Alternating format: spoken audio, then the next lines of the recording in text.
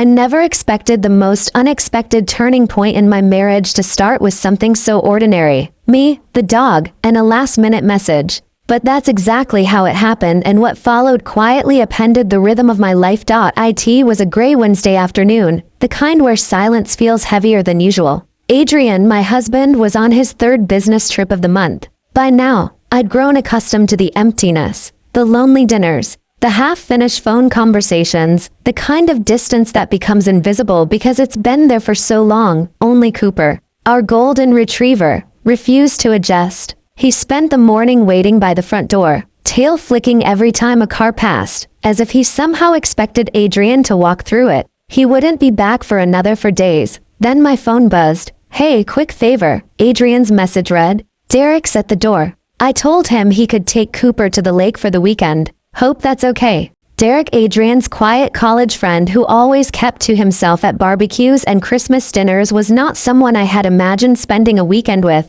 He had that reserved energy that made you curious yet cautious. I hesitated, then opened the door. Under the dull porch light, he stood with 2 duffel bags at his feet, wearing a faint apologetic smile. "Adrian said you'd have Cooper ready," he said softly. "Yeah, sure," I murmured. Still processing the surprise, he stepped inside as if he had done this many times before, though he hadn't. He knelt beside Cooper, scratching behind his ears in a calm, grounded way. Then, looking up at me, he asked, "You okay?" The question caught me off guard. No one had asked me that in so long. I could barely remember the last time. "I'm fine," I lied. Derek looked around the living room with a quiet ease, polite but unassuming. "I can wait while you grab his things. Or we could have coffee first?" His tone wasn't forward, just present, just sincere. I glanced at the clock. Barely past noon. "Coffee sounds good," I said. We sat together at the kitchen table, steam curling from our mugs. Cooper curled contentedly beneath us, clearly happy with the unexpected visitor.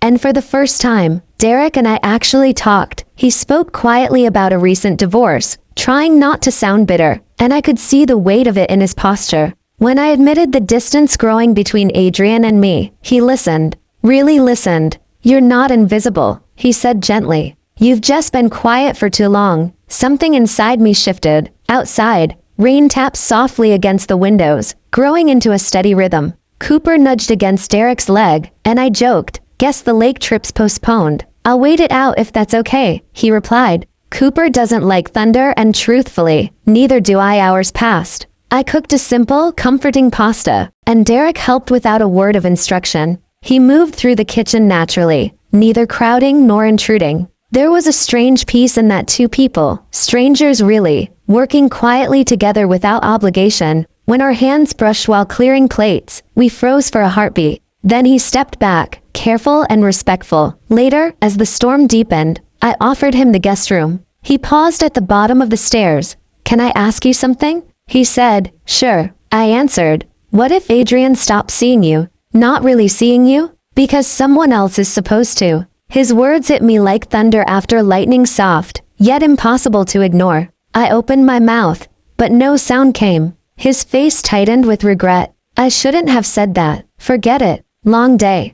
I nodded and went upstairs, but sleep wouldn't come. Not because Derek was there, but because his question echoed in my mind. When was the last time Adrian truly saw me, not as a wife or part of the routine, but as a woman? Morning came quietly. Derek was gone. Cooper was gone. No note, just the familiar silence, but it felt different now, charged, awake. That evening, when Adrian returned and kissed me absent-mindedly, I didn't go through the motions. I looked at him and said, "We need to talk." And for the first time in a long time, I truly meant it.